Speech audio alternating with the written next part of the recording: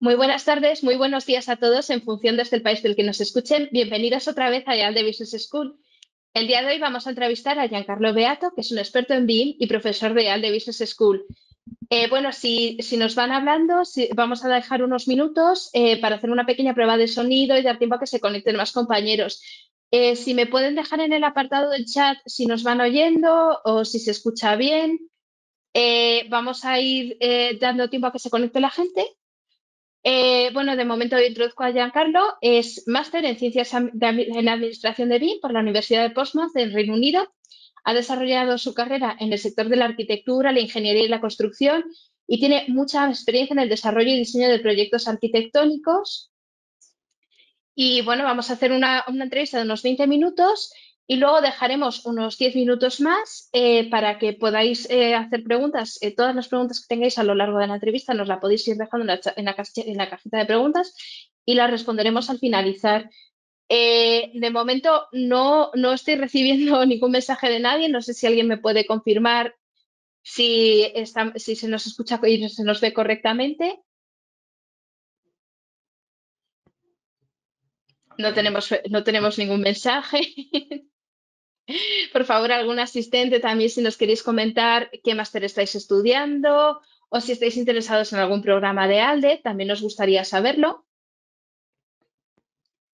Bueno, ya nos confirma que se escucha muy bien. Muchísimas gracias, Alberto Vélez. Vale, estupendo. Bueno, pues como decía, la entrevista va a durar unos 20 minutos. Estamos entrevistando a Giancarlo Beato, que es experto en BIM. Esta entrevista está relacionada con el máster en BIM Management en Construcción de ALDE Business School. Ya tenemos abierto el periodo de inscripción para solicitar plaza y beca. Lo podéis hacer a través de la web www.ealde.es o en el enlace que voy a dejar ahora en el chat. Esta entrevista se os enviará el día de mañana por correo electrónico para que podáis visualizarla nuevamente y también se subirá al canal de YouTube de ALDE Business School, donde aparte de este tipo de entrevistas también tenemos muchísimo contenido gratuito como webinars, seminarios, todo lo que vayamos impartiendo en directo se sube a YouTube siempre.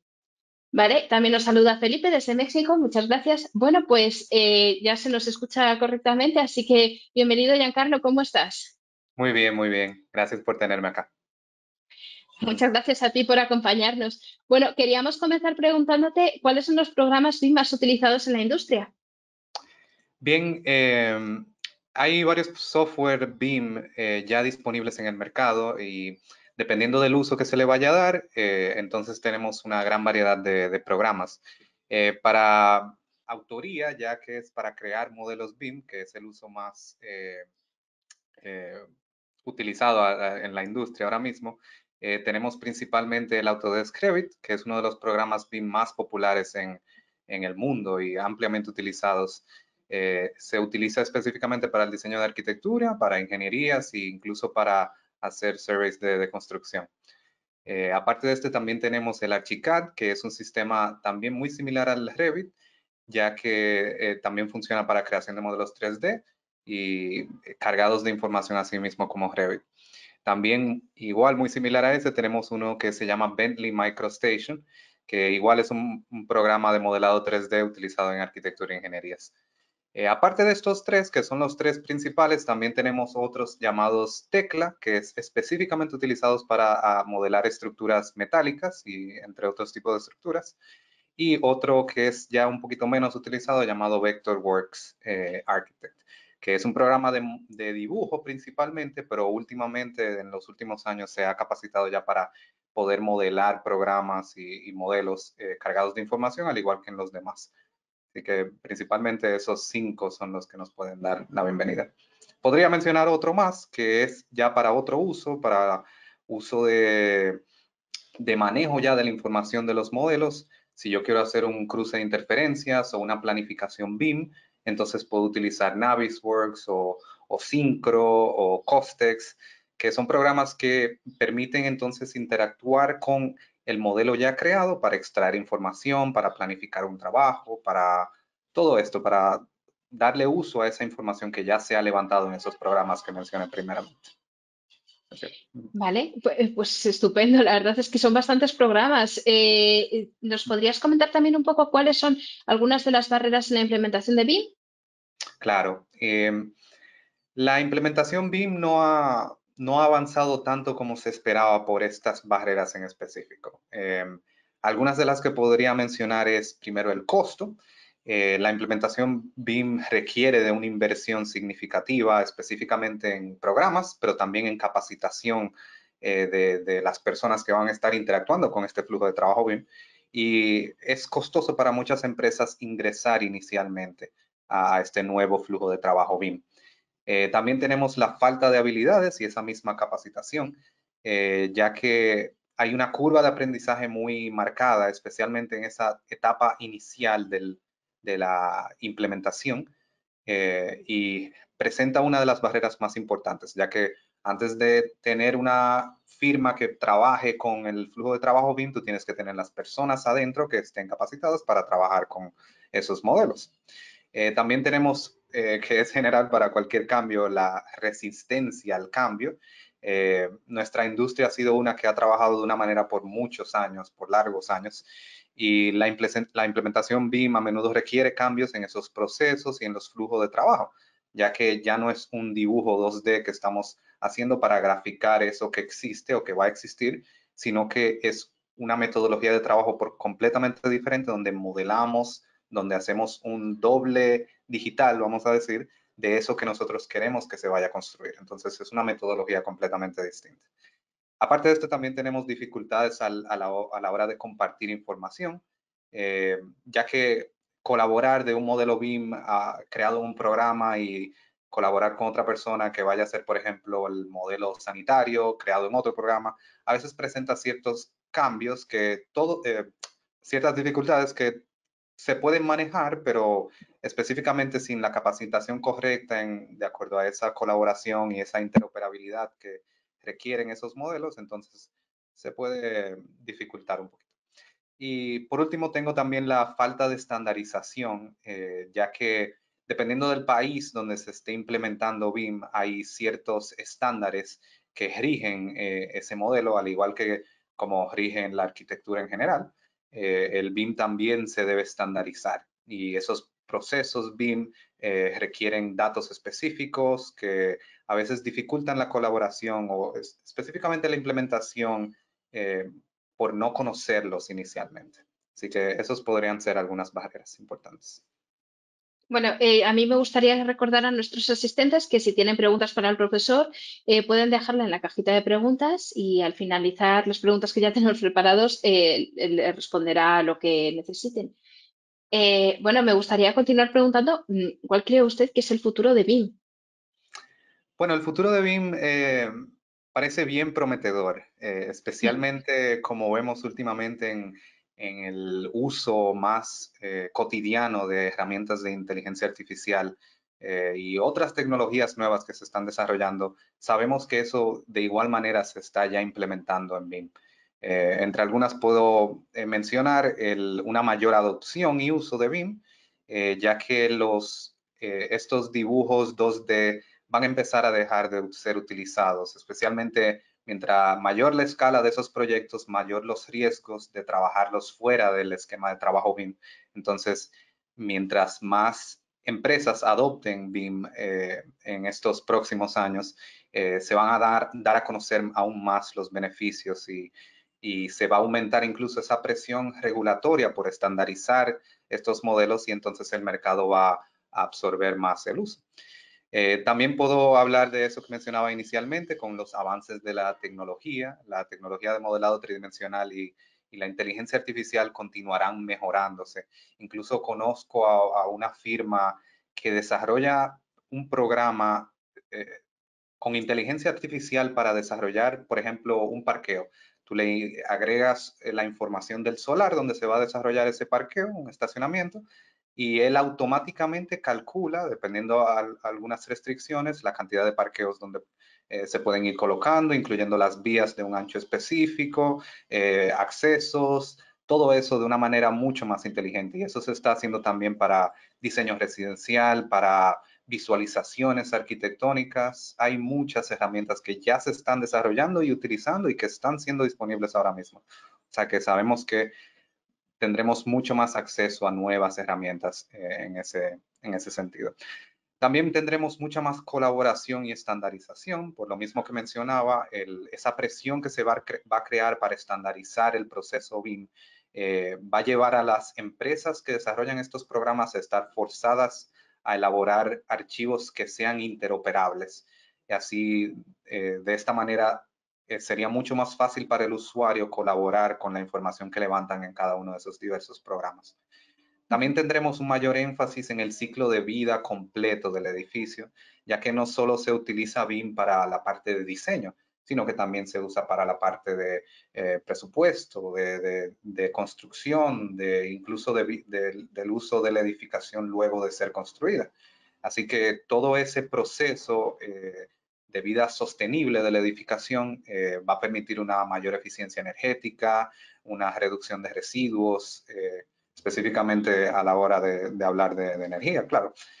Y finalmente también pienso que BIM se va a mover cada vez más de una computadora local a la nube, ya que ahora incluso ya tenemos herramientas, específicamente con Autodesk, tienen una herramienta que se llama BIM Collaborate, que permite trabajar los modelos completamente de una manera remota. O sea, yo específicamente trabajo en una empresa que está ubicada fuera del país donde yo vivo y yo trabajo perfectamente con ellos de una manera remota.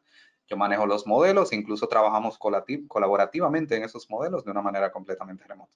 Así que eso va a permitir, o sea, eso que ya vemos va a crecer y va a permitir que estos modelos puedan ser trabajados de una manera mucho más colaborativa, incluso integrando otras disciplinas de diferentes aspectos de la construcción. Entonces es realmente también una oportunidad de futuro para la gente que está en países con un costo de vida muy bajo, trabajar, por ejemplo, para una empresa ubicada en Estados Unidos, en Europa. Sí, Claro, por sí, supuesto. eso es uno de los beneficios que incluso ya yo estoy viviendo, o sea que sí. Sí. Pues es una suerte, la verdad. ¿Nos podría comentar un poco cuál es el papel de BIM en las obras en Latinoamérica, poniendo igual algún ejemplo?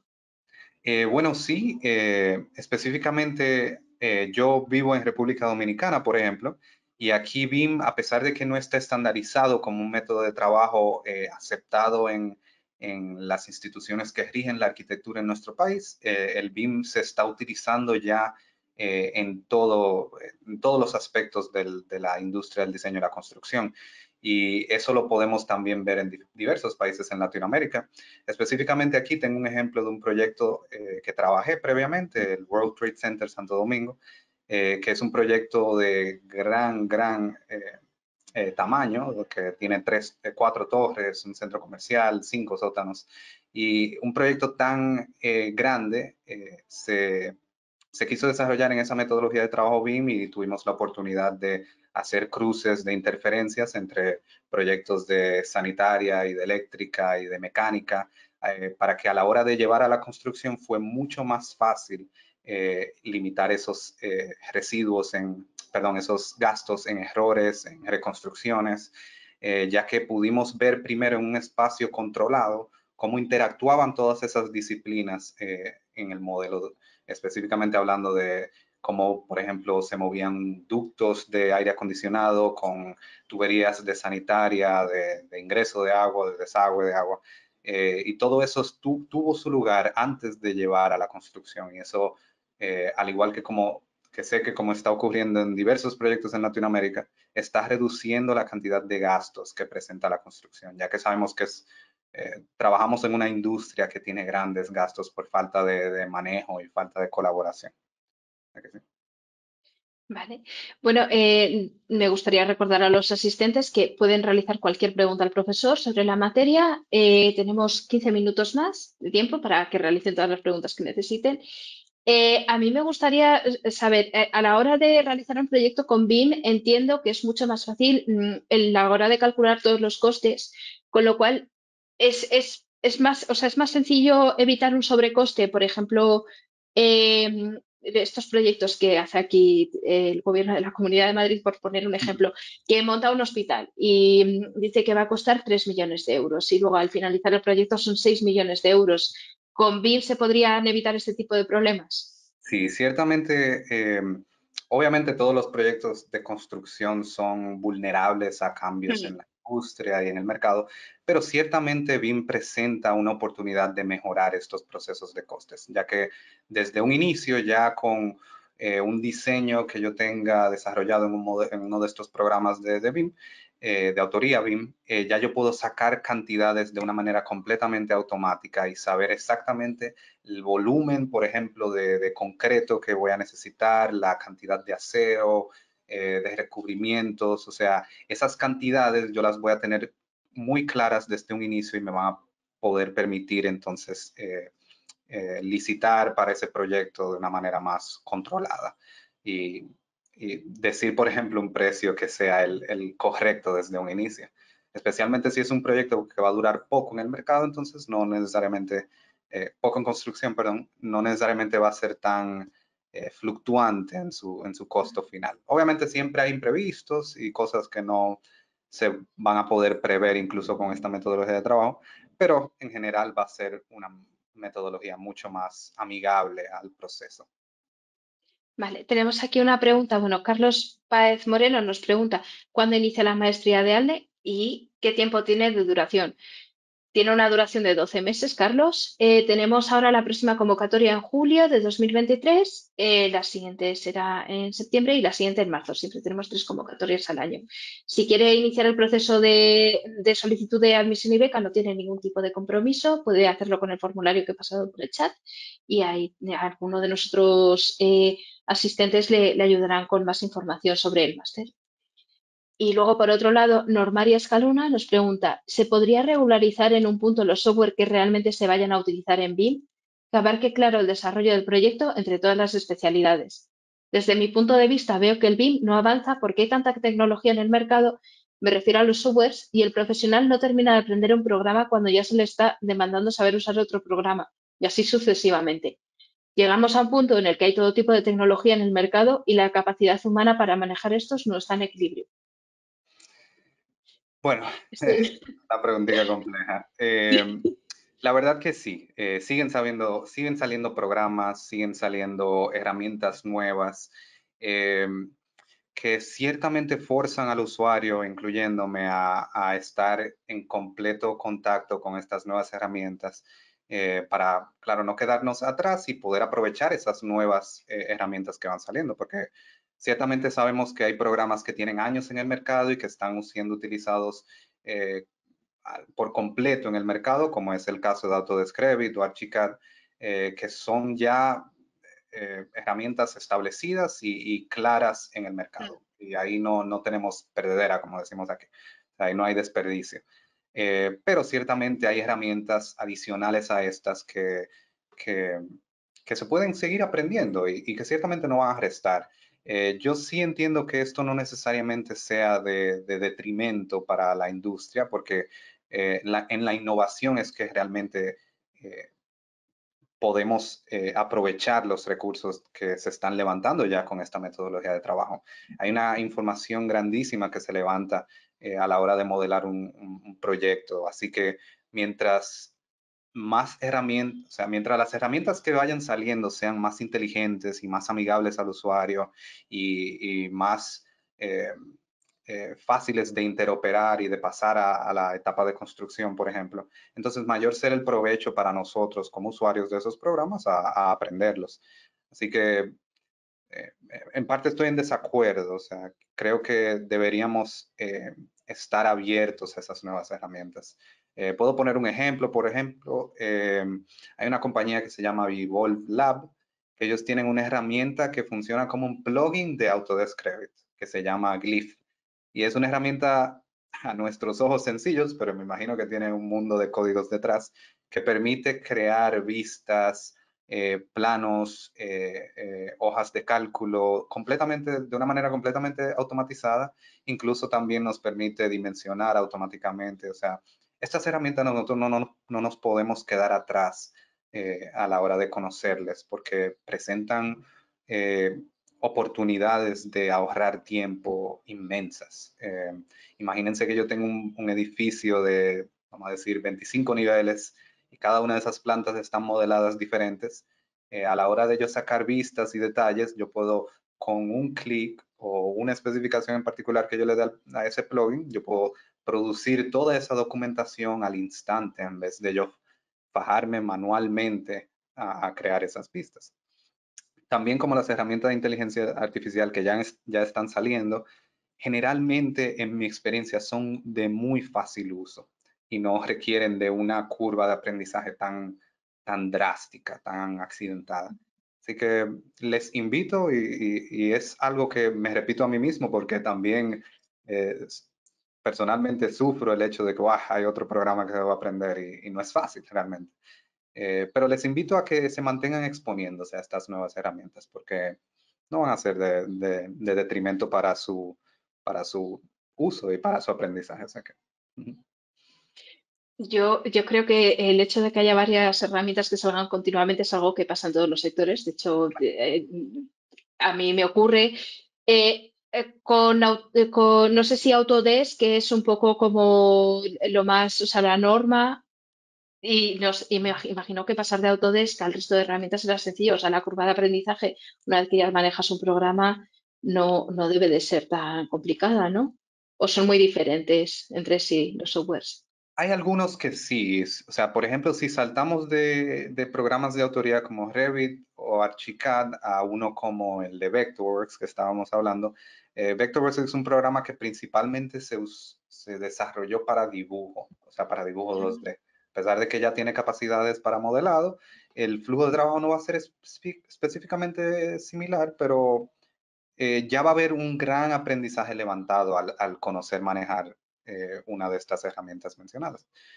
Por ejemplo, también si saltamos de un programa que es o sea, de un programa de autoría, como estos que mencionamos de Revit, a un programa de manejo de información como Navisworks o Syncro o Costex, estos programas ya entonces son para las demás dimensiones del flujo de trabajo BIM, o sea, BIM 4D, BIM 5D, BIM 6D. Todas esas herramientas obviamente van a tener unos aprendizajes nuevos porque es ciertamente un uso diferente. O sea, no estoy ya creando un modelo, sino que lo estoy utilizando para planificar mi construcción o para sacar un presupuesto de mi modelo.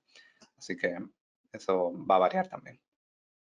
¿Y todos estos softwares los maneja la misma persona o es igual uno más para un arquitecto que vaya a diseñar un edificio y otro es más para una persona que vaya, por ejemplo, a planificar dónde van las tuberías, la electricidad o son todos universales para todas las áreas?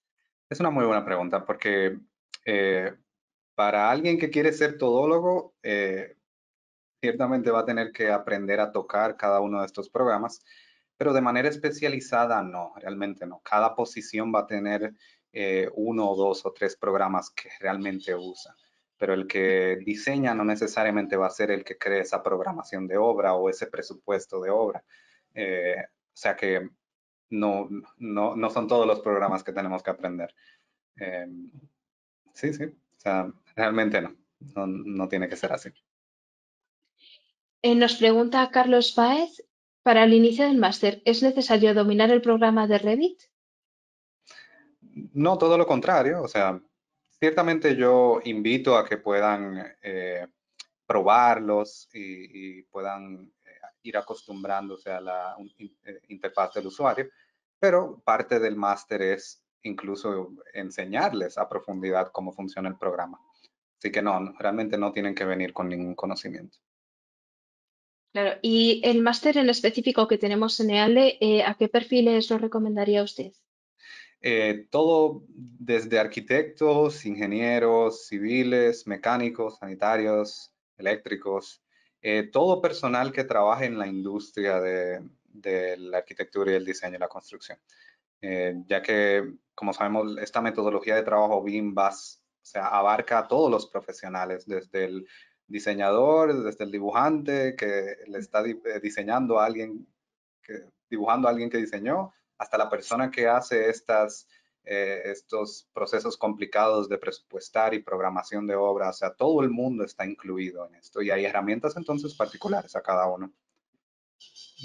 Claro. Eh, bueno, de momento no tenemos más preguntas. Si alguien quiere hacer una pregunta, es el momento. Nos quedan 5 minutitos de entrevista. A mí me gustaría preguntar, porque claro, el máster que tenemos es en específico de BIM en construcción. ¿Qué otras tipologías de BIM existen? Eh, bueno, en cuanto a usos, o sea, por ejemplo, BIM funciona para crear modelos, o sea, del proceso de Ujú. autoría, pero también funciona para análisis, o sea, por ejemplo, yo puedo tener un modelo que yo tengo eh, una materialidad específica ya levantada y yo puedo llevar ese modelo a un programa que me mide la eficiencia energética. También entonces tengo el flujo de trabajo para los MEPs o las ingenierías mecánicas, eléctricas, de sanitaria, incluso de iluminación, en todas las disciplinas de data también, todo eso puede eh, integrarse a la metodología de trabajo. Eh, Realmente es así, dependiendo de la disciplina que se va a desarrollar, hay como un flujo de trabajo bien específico para eso.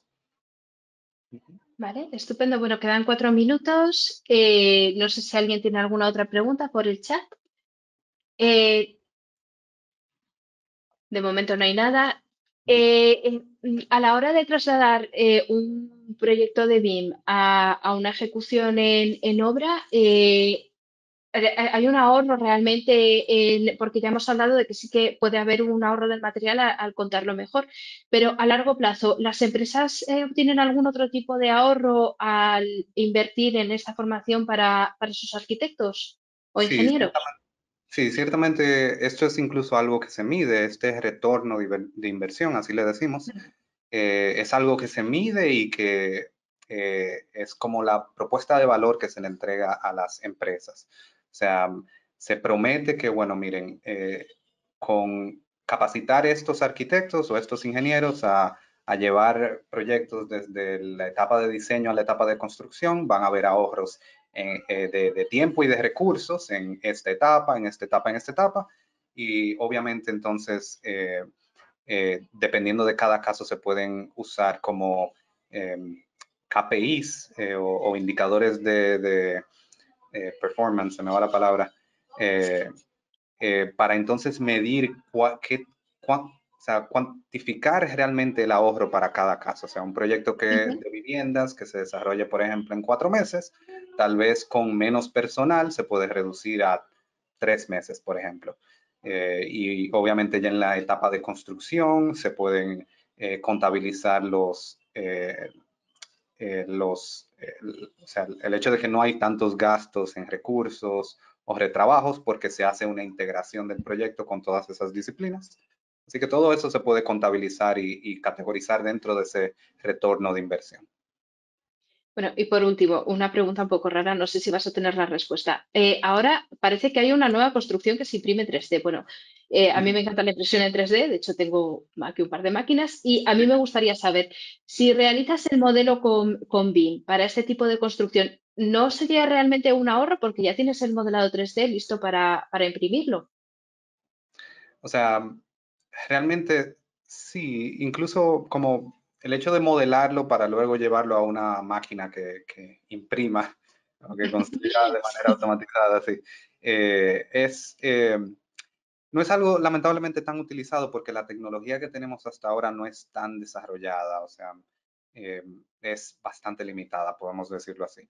Pero ciertamente hay mucho beneficio en esto. O sea, yo vi incluso un ejemplo de una vivienda que se creó, o sea, todo lo que es estructura, bueno, subestructura, estructura, se creó completamente con una máquina eh, que iba eh, Sí, imprimiendo con el filamento, sí. con concreto específicamente.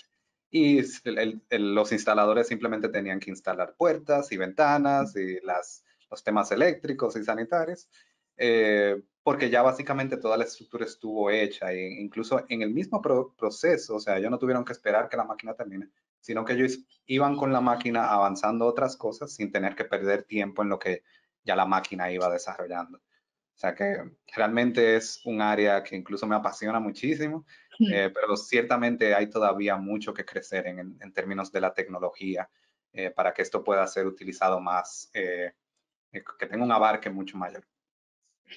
Vale, tenemos aquí nuevas preguntas de última hora. Juan Pablo Sandoval nos pregunta, ¿cómo se pueden organizar los paquetes de información para articular con la normativa sobre gestión documental? ¿Cómo se pueden organizar los paquetes de información? Bueno, obviamente esto varía de país en país, pero por ejemplo nosotros dividimos los paquetes de información dependiendo de la disciplina. Por ejemplo, la arquitectura, la estructura, la sanitaria, obviamente con una jerarquía, porque ciertamente hay disciplinas que tienen jerarquía sobre otras, o sea, yo no puedo eh, darle precedencia a la iluminación antes que a la sanitaria, porque la sanitaria es esencial en el proyecto y la iluminación se puede trabajar con menos riesgo, vamos a decir. O sea que en ese mismo orden jerárquico nosotros organizamos los paquetes de información. Dependiendo de nuevo del país, la nomenclatura va a variar. Por ejemplo, el A- es arquitectónico, el S es estructura, dependiendo, eso va a variar, dependiendo. Vale, estupendo. Bueno, y tenemos aquí una última pregunta de Alberto Vélez, que nos pregunta, ¿qué ahorros porcentuales se estima tanto de tiempo en hacer el diseño como en el costo del proyecto? Esto de nuevo varía muchísimo, pero les invito a leer, bueno, si me permites, lo puedo buscar ahora mismo. Eh, Sí, es un documento, vamos a ver,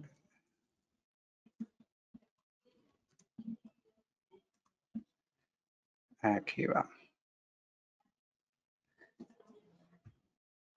Hay países que ya tienen números para medir la implementación de BIM, cómo ha ido avanzando.